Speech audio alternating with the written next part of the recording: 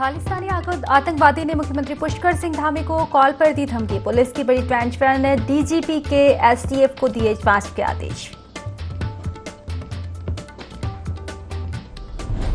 चारधाम यात्रा की तैयारियों को लेकर सीएम धामी ने की बैठक। यात्रियों की संख्या सहित यात्रा व्यवस्था को लेकर हुई चर्चा। कहा महापंचायत की मांग के अनुरूप ही होगी यात्रा। 22 अप्रैल से होगी चारधाम यात्रा की शुरुआत। अक्षय तृतीया पर खुलेंगे यमुनोत्री धाम के कपाट। यात्रा की तैयारियों में जुटी सरकार।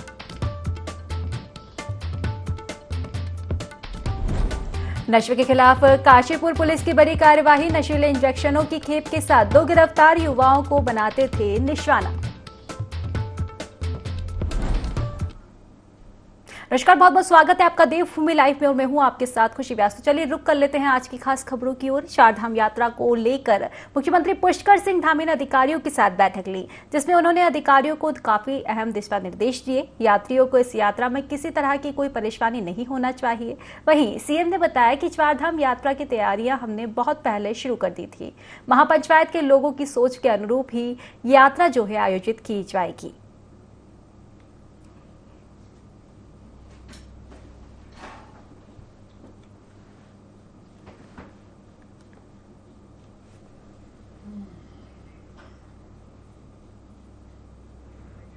तो चारधाम की यात्रा को लेकर मुख्यमंत्री पुष्कर सिंह धामी ने अधिकारियों के साथ बैठक ली है, जिसमें उन्होंने अधिकारियों को निर्देश भी दिए। बता दें कि यात्रियों को इस यात्रा में किसी तरह की कोई परेशानी नहीं होना चाहिए, ऐसा सीएम धामी ने कहा है। और इसी के साथ उन्होंने कहा कि चारधाम यात्रा की जो तैयारियां हैं हमने बहुत पहले से शुरू कर दी थी। महापंचायत के लोगों की सोच के अनुरूप ही यात्रा जो है आयोजित की जाएगी। तो यह बड़ी अपडेट हम आपको बता रहे हैं। चारधाम यात्रा की शुरुआत जो है होने वाली है, इसी के चलते तैयारियां जोरों पर है। आपको बता दें, अगर उत्तराखंड में बात की जाए तो यात्रा को लेकर तैयारियां जो है करीब पिछले महीनों से ही तैयारियों का जो रुख था वो देखने को मिला था। तैयारी जो है अब पूर्ण हो चुकी है और इसी को लेकर अब सीएम धामी ने बैठक ली है और अधिकारियों से चर्चा की है, क्योंकि जल्द ही चारधाम यात्रा की शुरुआत होने जा रही है। और ऐसे में सीएम धामी नहीं चाहते कि किसी भी तरह की परेशानी जो हो तीर्थयात्रियों को हो, तो तमाम जो है इंतजामात किए गए हैं। आपको बता दें कि हेलीकॉप्टर से जो यात्रा होगी उसके रजिस्ट्रेशन जो है उनकी भी शुरुआत होने वाली है। अधिकारियों को निर्देश दिए गए हैं और यात्रियों को इस यात्रा में किसी तरह की कोई परेशानी ना हो, ऐसा उत्तराखंड सरकार का लक्ष्य जो है और इसी के चलते बैठक की गई है। बता दें कि बैठक में सीएम धामी ने अधिकारियों को कई अहम दिशा निर्देश दिए। उन्होंने कहा कि चारधाम यात्रा की तैयारियां हमने बहुत पहले से ही शुरू कर दी थी। महापंचायत के लोगों की सोच के अनुरूप ही यात्रा जो है आयोजित की जाएगी। तो काफी अहम ये यात्राएं मानी जाती है चारधाम की यात्रा, जिसकी शुरुआत जो है अब होने वाली है। आपको बताते कि इसके पहले जो है कपाट को बंद किया गया था और अब कपाट खुलने के साथ ही यात्रा का शुभारंभ होने जा रहा है। चलिए ज्यादा जानकारी लेंगे, संवाददाता आकाश हमारे साथ जुड़ चुके हैं। आकाश, देखा जाए तो चारधाम की यात्रा को लेकर तैयारियां तो कभी से की जा रही थी और लगभग अब तैयारियां भी पूरी हो गई है और इसी को लेकर सीएम धामी ने बैठक ली है। क्या कुछ चर्चा इस बैठक में निकलकर सामने आई? देखिए, बिल्कुल जिस तरह के चारधाम को लेकर के लगातार सरकार तैयारी कर रही है और यही वजह है कि सरकारी कोशिश है कि इस बार की जो यात्रा में अनुमान लगाया जा रहा है कि अधिक संख्या में श्रद्धालु आएंगे, उसको लेकर किस तरह से व्यवस्था बनाई जाए। और यही वजह है कि आज मुख्यमंत्री ने जो अधिकारियों के साथ बैठक की है उसमें सीधे तौर पर ये निर्देशित किया गया है कि जिस तरह का उत्साह यात्रियों को दिख रहा है, क्योंकि सरकार ने रजिस्ट्रेशन प्रक्रिया शुरू की है और उसमें रिकॉर्ड तोड़ लोगों ने जो है इस तरीके से अपना रजिस्ट्रेशन कराया, तो उसके अनुमान को लेकर के चिंता है कि किसी भी तरह की परेशानी यात्रियों को ना आए, उसको लेकर के अधिकारियों को निर्देश भी दिया है। साथ ही साथ अगर हम बात करें, कई जगहों पर ये देखने को मिल रहा था जो महापंचायत की हुई थी कि यात्रियों की संख्या जो सीमित की गई है, उसको लेकर कहीं न कहीं व्यापारियों में और तमाम जो होटल व्यवसायी हैं या फिर जो इस यात्रा से जुड़े हुए लोग हैं उनका विरोध एक तरीके से था। तो सरकार ने सीधे तौर पर आश्वासन दिया है कि जो भी यात्रियों को लेकर के महापंचायत के जो मांगे थे उसको एक तरीके से पूरा किया जाएगा, उसको उन्हीं के अनुरूप यात्रा की जाएगी। और माना जा रहा है कि जल्द ही जो यात्रा को सीमित करने की कोशिश की जा रही थी, संख्या को लेकर के ये था कि संख्या जो है सीमित की जा रही है, उसको सीधे तौर पर सीएम ने कहा है कि संख्या कोई सीमित नहीं चाहिए, लेकिन एक आधार होना चाहिए यात्रा करने का। उसी आधार पर कहीं न कहीं रजिस्ट्रेशन प्रक्रिया शुरू की गई और उसी के तहत जो है यात्रा कराई गई। आकाश, जो देखा जाए तो शुरुआती दौर से ही आशंकाएं जताई जा रही कि इस बार तीर्थ यात्रियों की संख्या ज्यादा रहेगी, तो क्या संख्या के अनुरूप कोई तैयारियां की गई है वहां पर और इसी के साथ हवाई यात्रा की क्या कुछ व्यवस्था की गई है? देखिए, यात्राओं की पूरी व्यवस्था की गई है और हवाई क्षेत्र की अगर हम बात करें तो चारों धामों में की अगर खासतौर बात करें तो ये देखा जाता है कि केदारनाथ में अधिक संख्या में जो है श्रद्धालु हवाई मार्ग से यात्रा करते हैं, तो उसी को लेकर के तमाम जो व्यवस्था है वो भी की गई है। बाकायदा जो किराया है वो भी निर्धारित किया गया है। उसके अलावा चाहे घोड़े खच्चर के माध्यम से यात्रा होती है उसको भी पूरा किया गया है कि किस तरीके से वहाँ पर यात्रा होगी। लेकिन निश्चित तौर पर कहीं ना कहीं ये कोशिश भी है कि यात्रियों की सुरक्षा को सीमित किया जाने की जो स्थिति थी उसको दूर किया जाए।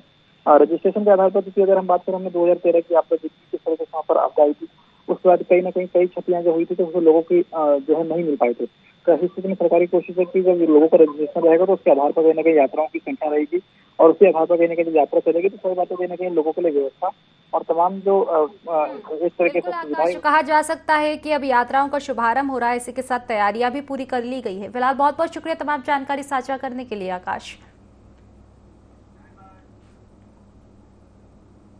तो उत्तराखंड को G20 की मेजबानी का मौका मिला है। कुल 3 बैठकें होनी है। बैठक रामनगर में होगी तो वहीं 2 बैठक ऋषिकेश में की जाएगी। बता दें कि लेकिन बैठक से ठीक पहले मीडिया और अधिकारियों को धमकी भरा कॉल सामने आया है। दरअसल प्रशासन की चुनौती इस चीज से बढ़ गई है। वहीं मुख्यमंत्री पुष्कर सिंह धामी का कहना है कि हमारी पूरी तैयारियां हैं। जो धमकी भरे कॉल सामने आए हैं उसकी जांच जारी है। पुलिस प्रशासन अलर्ट मोड पर आ गया है। इसके साथ ही उन्होंने उत्तराखंड को G20 के मेजबानी मिलने पर प्रधानमंत्री नरेंद्र मोदी का धन्यवाद भी किया है। इस प्रकार की चीजें हैं उसको हमारा प्रशासन देख रहा है, सभी को अलर्ट मोड में रखा गया है और बैठक की सारी तैयारियां बहुत अच्छी हो रही हैं और हम आदरणीय प्रधानमंत्री जी का धन्यवाद करते हैं कि उन्होंने हमारे राज्य को 1 नहीं 2 नहीं बल्कि 3 बैठकें G20 की दी है। और जो सबसे पहली अहम बैठक जो रामनगर में होने जा रही है वो PSA लेवल की बैठक है, राउंड द टेबल बैठक हो रही है। निश्चित रूप से इस बैठक के होने से हमारा देश हमारा प्रदेश देश दुनिया में जाएगा और संपूर्ण विश्व जो है भारत के साथ साथ उत्तराखंड को भी जाएगा। तो चलिए काशीपुर से आपको खबर बता दें, जहां नशे के खिलाफ लगातार कार्यवाही जारी है। इसी कड़ी में एसएसपी मंजुनाथ टीसी के निर्देश पर पुलिस टीम ने 136 इंजेक्शनों के साथ 2 युवकों को गिरफ्तार किया है। पुलिस पूछताछ में अभियुक्तों ने बताया कि वह नशे के इंजेक्शन काशीपुर के मेडिकल स्टोर से बिना किसी डॉक्टर की सलाह और पर्ची के खरीद कर लाते हैं और उन्हें ऊंचे दामों में नशे के आदी के लोगों को बेचा जाता है। लगातार काशीपुर क्षेत्र में भी ये कुछ प्रतिबंधित दवाओं के बिकने की सूचना आ रही है। इस क्रम में पूर्व में भी कई बार छापेमारी की गई। कल शाम चेकिंग के दौरान कटोराताल चौकी इंचार्ज को सरकारी अस्पताल के पीछे एक बाग में 2 नशेड़ी इस प्रकार के मिले जिनके पास से लगभग 136 इंजेक्शन जो कि प्रतिबंधित हैं, बिना डॉक्टरी प्रिस्क्रिप्शन के ये नहीं दिए जा सकते हैं। ऐसे 2 व्यक्तियों के पास से ये इंजेक्शन बरामद हुए हैं। उनको कब्जे में लिया गया और उसमें पूछताछ की गई तो पता चला कि ये अन्य 2 मेडिकल स्टोर जिनके नाम आए हैं प्रकाश में, वहाँ से इनको लेकर आ रहे थे। नहीं है, अभी वर्तमान में इनको उन्होंने रिमांड में लिया है और भविष्य में जो इसमें इन्वॉल्व हैं उनकी भी हम इसमें जांच पड़ताल कर रहे हैं। उत्तरकाशी के यमुनोत्री मंदिर समिति ने पंचवांग गणना के बाद कपाट खुलने की विधिवत घोषणा कर दी है। मंदिर के कपाट अक्षय तृतीया के अवसर पर 22 अप्रैल को दोपहर 12:41 पर खोले जाएंगे। कपाट खोलने की तिथि का निर्णय यमुना जयंती और चैत्र नवरात्र के मौके पर यमुना जी की पूजा कर लिया गया है। साथ ही 22 अप्रैल को ही मां यमुना जी की उत्सव डोली के धाम प्रस्थान का कार्यक्रम भी किया जाएगा।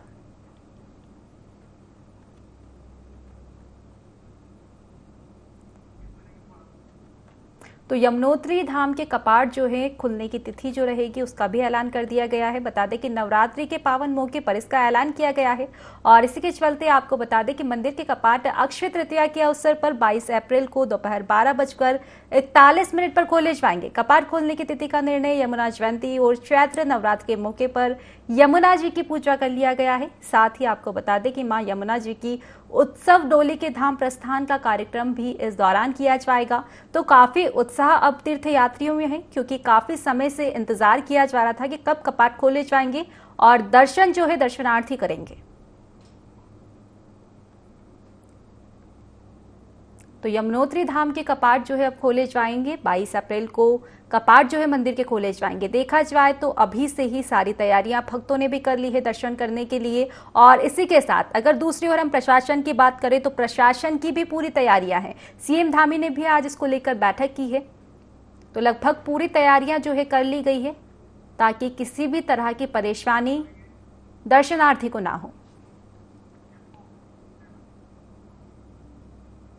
पर्यावरण संरक्षण के प्रसिद्ध चिपको आंदोलन की कर्मभूमि रैणी के गौरा पार्क में 49वीं वर्षगांठ समारोह को मनाया गया। इसी बीच चिपको आंदोलन की प्रेरणा गौरा देवी की प्रतिमा पर पुष्प अर्पित कर कार्यक्रम की शुरुआत की गई, जिसमें वृक्षारोपण के साथ विभिन्न पारंपरिक लोकगीतों की प्रस्तुतियां सभी दर्शकों का उन्होंने दिल जीत लिया। इस मौके पर रैणी गांव की बाली देवी ने भी चिपको आंदोलन के दौरान हुए अनुभवों को कार्यक्रम में साझा किया।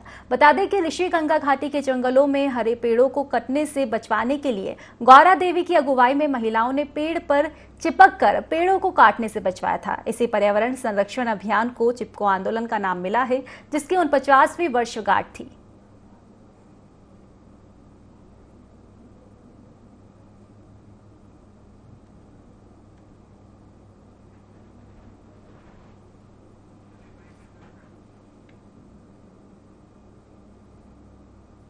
उत्तराखंड राज्य में डॉक्टरों का अभाव है, जिस कारण मरीजों को काफी परेशानियों का सामना करना पड़ रहा है। देहरादून के सीएमओ डॉक्टर संजीव जैन का कहना है कि राजधानी देहरादून में डॉक्टरों की भारी कमी है, लेकिन जल्द ही बोनडारी डॉक्टर स्वास्थ्य विभाग को मिलने वाले हैं। स्वास्थ्य व्यवस्थाओं के अभाव से निपटने के लिए प्रशासन लगातार प्रयासरत है। स्वास्थ्य व्यवस्था बेहतर करने के लिए देहरादून सीएमओ ने डीजी हेल्थ को पत्र भी लिखा है। तो चलिए ज्यादा जानकारी लेंगे विस्तार से। हमारे साथ धनंजय जुड़ चुके हैं, हमारे संवाददाता। धनंजय, उत्तराखंड में कहा जा रहा है कि डॉक्टरों की कमी है और बताया जा रहा है कि पूरा मामला जो है देहरादून का है। कब तक इसकी शिकायत का निवारण का आश्वासन दिया गया है? बिल्कुल, देखिए जिस तरीके से उत्तराखंड की बात करते हैं, क्योंकि देखिए उत्तराखंड का भौगोलिक स्थिति कुछ और है, क्योंकि अब आगामी 4 धाम यात्रा भी तय होनी है। ऐसे में उत्तराखंड में डॉक्टर की कमी है, लंबे समय से बनी हुई है। और इससे पहले सांसद थे, वो अपनी मांग को लेकर जो हड़ताल की बात कर रहे थे। अब उत्तराखंड में डॉक्टर की कमी हो रही है, इसलिए हो रही है क्योंकि जो उनके पद थे उनको जो है पूरा नहीं किया गया। अब जो देहरादून के जो सीएम है वो आप कह रहे हैं कि उत्तराखंड में डॉक्टर की भारी कमी है, लेकिन ऐसा बड़ा सवाल ये है कि जब मैदानी क्षेत्र में डॉक्टर की भारी कमी है, तो जो दुर्गम क्षेत्र होंगे वहाँ पर क्या स्थिति होगी? बिल्कुल धनंजय, चिंताजनक ये विषय है, क्योंकि इस बार तो 4 धाम यात्रा भी है और ऐसे में डॉक्टरों की कमी अस्पताल में। फिलहाल जिम्मेदारों का क्या कुछ कहना है इस मामले में? लेकिन हमने जो है डीजी हेल्थ से बात की। डीजी हेल्थ का साफ कहना है कि हमारे पास डॉक्टर की कमी है। और उसके बाद देहरादून के जो सीएमओ है उनसे बात की गई है। देहरादून के जो सीएमओ है उन्होंने यही कहा है कि हमारे पास डॉक्टर की कमी है। देखा जाए तो आश्वासन मिला है, अब देखने वाली बात होगी कि कब तक निराकरण समस्या का हो पाएगा। बहुत बहुत शुक्रिया तमाम जानकारी साझा करने के लिए। मसूरी में नगर पालिका परिषद की बड़ी लापरवाही सामने आई है, जहां नपा परिषद ने सार्वजनिक शौचालय के लिए निर्धारित जमीन को आवंटित कर दिया। कूड़ाघर हटाकर वहां पर 3 दुकानें बना दी। जहां नगर पालिका और एमडीडीए की बैठक में शौचालय बनाए जाने का फैसला लिया गया और इस पर प्रशासन ने कार्यवाही करते हुए दुकानों को ध्वस्त कर दिया। दुकानदार अजय सिंह नेगी ने इसका विरोध भी किया। अधिशासी अधिकारी का आवंटन पत्र भी दिखाया, लेकिन उनकी कोई बात नहीं सुनी गई और दुकान का शटर तोड़ वहां शौचालय का बोर्ड भी लगा दिया गया।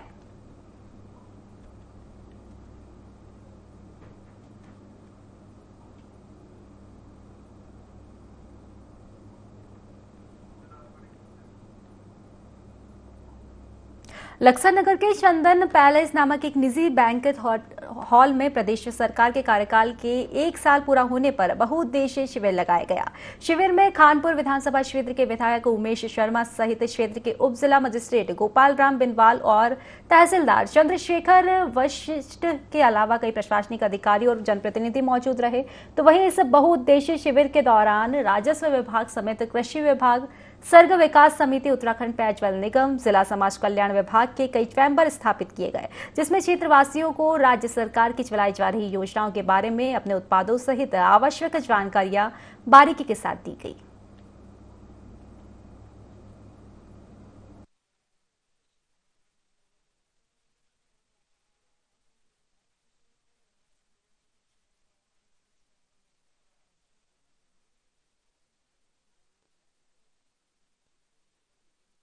जो लोग खानपुर के विकास में अड़ंगे अड़ा रहे हैं, मैंने उनको भी चेतावनी दी है कि रोक सको तो रोक लो।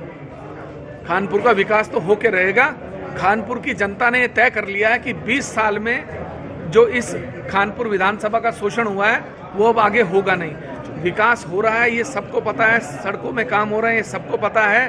ये सबको पता है कि बड़े काम भी हो रहे हैं। मैं इस कानपुर विधानसभा का संरक्षक हूँ।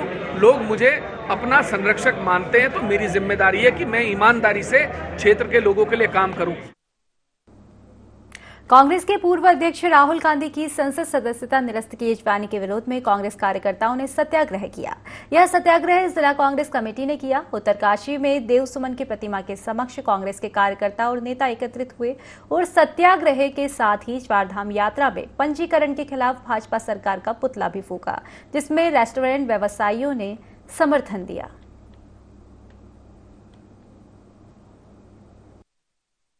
लोकतंत्र की हत्या कर दी गई है। लोकतंत्र में कोई आवाज उठाता है, मोदी सरकार के द्वारा उसको रोका जाता है।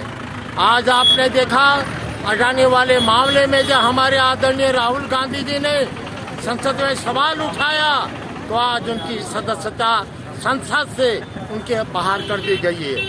ये लोकतंत्र के लिए काला दिवस है। भारतीय जनता पार्टी के द्वारा लोकतंत्र की हत्या कर दी गई है। क्या हमने आजाद भारत का सपना इसीलिए देखा था कि जो व्यक्ति आवाज उठाता है लोकतंत्र की रक्षा के लिए उसको संसद से बाहर किया जाए। आज बड़े ही पूरे प्रदेश में, पूरे देश में आज हम राहुल गांधी जी के साथ खड़े हैं। जब तक राहुल गांधी जी को न्याय नहीं मिलेगा हम कांग्रेस के कार्यकर्ता सड़कों में रहेंगे। समस्त उत्तरकाशी जिला कांग्रेस कमेटी के सभी कार्यकर्ता पदाधिकारीगण, हम सबके द्वारा आप सब जानते हैं कि आज किस प्रकार से देश में ये तानाशाह सरकार लोकतंत्र को खत्म करने का काम जो कर रही है, उसके लिए हम सभी लोगों ने सड़कों पर उतरकर हमारे नेता और पूर्व में अखिल भारतीय कांग्रेस कमेटी के अध्यक्ष रहे राहुल गांधी जी, जो कि संसद के एक सदस्य हैं और उनको उनके सदस्यता से उनको खत्म कर दिया गया और उन्हें तानाशाही रवैया भाजपा की मोदी सरकार जो दिखा रही है, उस मोदी सरकार के खिलाफ हमने सड़कों पर आकर यह पुतला दहन करने का काम किया है। उत्तरकाशी में कांग्रेस सेवा दल ने एक दिवसीय कार्यशाला का आयोजन किया गया। राष्ट्रीय सेवा दल प्रभारी एस प्यारी ने बैठक को संबोधित किया। बैठक में संगठन सदस्यों को कांग्रेस के इतिहास और आजादी की जंग में योगदान की जानकारी दी गई। साथ ही भाजपा सरकार की जन विरोधी नीतियों से मुकाबला करने के लिए कार्यकर्ताओं को प्रशिक्षण भी दिया गया। प्रभारी एस प्यारी ने कहा कि जिस तरह से राहुल गांधी की लोकसभा सदस्यता खत्म की गई है, उससे भाजपा सरकार की फांसीवादी नीतियां उजागर होती है।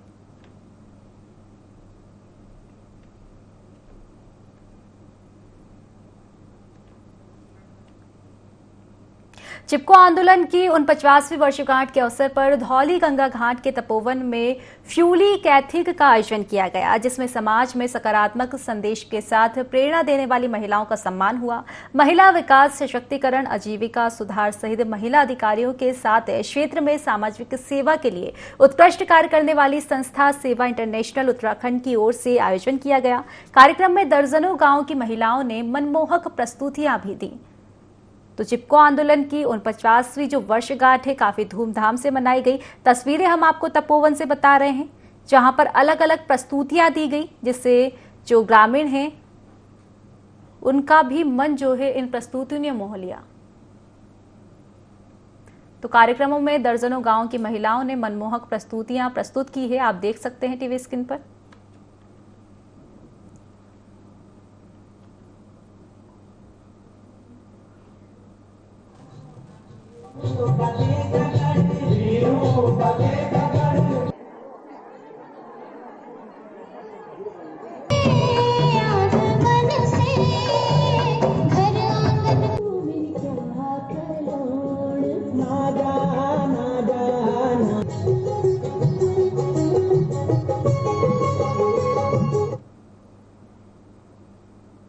उत्तराखंड सहकारिता विभाग द्वारा 31 मार्च को हरिद्वार में कार्यक्रम आयोजित किया जा रहा है, जिसमें केंद्रीय मंत्री अमित शाह शामिल होंगे, जिसको लेकर प्रशासन तैयारियों में जुटा हुआ है। अमित शाह के दौरे को देखते हुए प्रदेश के सहकारिता मंत्री धन सिंह रावत खुद तैयारियों का जायजा लेने के लिए हरिद्वार पहुंचे, जहां उन्होंने अधिकारियों को व्यवस्थाएं दुरुस्त रखने के लिए निर्देश दिए। बता दें कि कार्यक्रम में प्रदेश के मुख्यमंत्री पुष्कर सिंह धामी समेत करीब 10,000 लोग शामिल होंगे। वहीं अमित शाह पतंजलि योगपीठ पहुंचकर स्वामी रामदेव से मुलाकात भी कर सकते हैं। सहकारिता मंत्री माननीय अमित शाह जी जो है 31 तारीख को हरिद्वार जिले में हमारे जो बहुउद्देशीय साधन सहकारी समितियां हैं कोऑपरेटिव की, उनके जो है पैक्स कंप्यूटराइजेशन हमने पूरे प्रदेश में किया है। देश का पहला राज्य है, उसके उद्घाटन में आ रहे हैं और हमारे मुख्यमंत्री जी उस कार्यक्रम में रहने वाले हैं। और मैं कह सकता हूं कि देश का पहला राज्य है जिसने कि हर समितियों को पैक्स कंप्यूटराइजेशन किया है। और उसी दिन हम एक सहकारिता का सम्मेलन यहाँ पे कर रहे हैं। 8 से 10,000 लोगों को हम इसमें बुला रहे हैं पूरे अपने हरिद्वार जिले के, और 670 समितियों में यहीं से हमारे गृह मंत्री जी और मुख्यमंत्री जी इसको जो है ऑनलाइन इसका उद्घाटन करेंगे पूरे प्रदेश। सीएम पुष्कर सिंह धामी ने दिल्ली देहरादून एक्सप्रेसवे के कार्यों का निरीक्षण किया। इस दौरान सीएम धामी ने डांटकाली के पास एलिवेटेड रोड के निर्माण और टनल के कार्यों का जायजा लिया। इस मौके पर उन्होंने निर्माण कार्य में लगी संस्थाओं को तय समय सीमा में गुणवत्तापूर्ण कार्य पूरा करने को कहा। और साथ ही सीएम धामी ने कहा कि दिल्ली देहरादून एक्सप्रेसवे के कार्य में तेजी लाने के लिए NHAI को हर आवश्यक सहयोग राज्य मंत्री की ओर से दिया जाएगा। धामी ने कहा कि एक्सप्रेसवे बन जाने के बाद दिल्ली से देहरादून की दूरी मात्र 2 से 2.5 घंटे में पूरी की जाएगी। जो दिल्ली देहरादून एलिवेटेड रोड है, ये बहुत ही महत्वाकांक्षी और बहुत महत्व की सड़क है। इसके बन जाने से दिल्ली से देहरादून की दूरी आधे से भी कम हो जाएगी, लेकिन 2 से मैक्सिमम 2.5 घंटे के अंदर पूरी हो जाएगी। और ये इसका समय सीमा जो इन्होंने मार्च 2024 तक का लिया है, आज मैंने निरीक्षण किया है और काफ़ी काम तेज़ी से चल रहा है। जैसे ये टनल है, ये टनल लगभग 6 माह पहले बन गई है, क्योंकि इसका जितना भी टाइम पीरियड था उससे 6 माह पहले ही बन गई है। इसी प्रकार से अन्य जगह पर भी काम चल रहा है और हमने आज जानकारी ली है कि कहीं पर कोई काम करने में दिक्कत तो नहीं आ रही है। तो कुछ उत्तर प्रदेश सरकार से भी कुछ आपको रात्रि की सेवा करने के लिए, रात्रि का काम करने के लिए कुछ परमिशन की आवश्यकता है। उन्होंने रिक्वेस्ट किया है, जल्दी वहाँ से भी मिल जाएगी। तो तेज़ी से काम होगा और ये रोड बन जाने से मैं कहूँगा कि एक चमत्कार हो जाएगा। राहुल गांधी की लोकसभा सदस्यता रद्द होने पर पूरे देश में कांग्रेसी इसका विरोध कर रहे हैं। इसी कड़ी में उधम सिंह नगर के जसपुर में विधायक आदेश चौहान और यूथ कांग्रेस के विधानसभा अध्यक्ष मोहम्मद मोइनुद्दीन के नेतृत्व में कांग्रेसी कार्यकर्ता जसपुर सुभाष चौक पहुंचे, जहां उन्होंने सरकार के खिलाफ जमकर नारेबाजी कर सरकार का पुतला भी फूका और अपना विरोध जताया। वहीं विधायक आदेश चौहान ने बताया कि भाजपा सरकार लोकतंत्र की हत्या कर रही है। सरकार का पुतला दहन किया है कांग्रेस परिवार ने, क्योंकि लोकतंत्र की जो हत्या भारतीय जनता पार्टी की सरकार कर रही है। हमारे नेता राहुल गांधी की सदस्यता निरस्त कर दी गई, उनको बोलने पर पाबंदी करना चाहती है सरकार, लेकिन कांग्रेस पार्टी उतनी ही तेज़ी के साथ इसका विरोध करेगी और सड़क पर, मतलब उनको अगर सदन में रोका गया तो सड़क पर अपनी बात रखने का प्रयास कांग्रेस पार्टी करेगी। तो फिलहाल के खास कार्यक्रम में बस इतना ही। आप बने रहिए IND 24 के साथ। नमस्कार।